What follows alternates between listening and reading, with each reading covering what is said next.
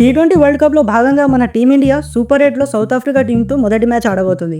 ఈ మ్యాచ్ అయితే సండే అహ్మదాబాద్లో జరగబోతున్నావా. సో ఈ మ్యాచ్కి సంబంధించిన కొన్ని విషయాల గురించి అనాలిసిస్ చేద్దాం, మాట్లాడుకుందాం. సో దానికంటే ముందు మన ఈ చిన్న ఛానల్ని సబ్స్క్రైబ్ చేసుకోండి. అండ్ రేపు జరిగే మ్యాచ్ టీమిండియా గెలిచే అవకాశం చాలా ఉన్నది. ఎందుకనంటే చూసిర్రా మన పర్ఫార్మెన్స్, ఒక అభిషేక్ శర్మ పర్ఫార్మెన్స్ ఇస్తే అయిపోయి మన టీమిండియాకి అసలు తగ్గేదే ఉండదు.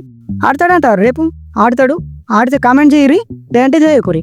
ఎనీవేస్ మన టీమిండియా చేంజెస్ గురించి మాట్లాడుకుంటే జస్ట్ ఒక్క చేంజ్ జరుగుతుంది మావా. అదే మన వాషింగ్టన్ ప్లేస్లో మన అక్షర్ పటేల్ వస్తాడు, దిగుతాడు. అండ్ మన అభిషేక్ శర్మ అయితే రేపు ఆడతాడు. ఎట్టి పరిస్థితుల్లో ఆడాల్సింది, ఆడకపోతే మన టీం మీద గెలేదు రే. అంటే సంజు శాంసన్ ఆడాడు అన్నమాట. మనం అప్పుడు చూసినాం సూర్యకుమార్ యాదవ్ ఫామ్ ఉండేనా, లేకుండే. అయినా మనలో ఆడిపించారు, ఎందుకంటే ఫామ్లోకి రావాలి కాబట్టి. సో మనడు కూడా ఫామ్లోకి వస్తాడు, రేపు ఆడతాడు. ఎన్ని కొడుతులు అంటారు? 2 సెంచరీ కొడతాడా? నేనైతే కొడతామంటున్నా, మీరేమంటారు?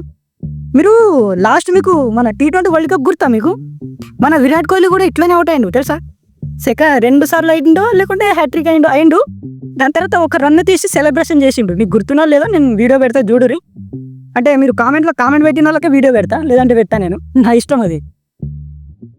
ఇంకేం బుమ్రా హర్షది మరియు మన హార్దిక్ పాండ్యా ముగ్గురు ఫేసర్స్. అండ్ మన Varun Chakravarthy spinner, Abhishek Sharma and Ishan Kishan openers. అంటే మన SRH కాంటేరమ్మ ముద్దు బిడ్డలు. వీళ్ళు ఉన్నారని టీమిండియా ఉన్నదని నేను అన్నా. బట్ వీళ్ళు బెస్ట్ ప్లేయర్స్.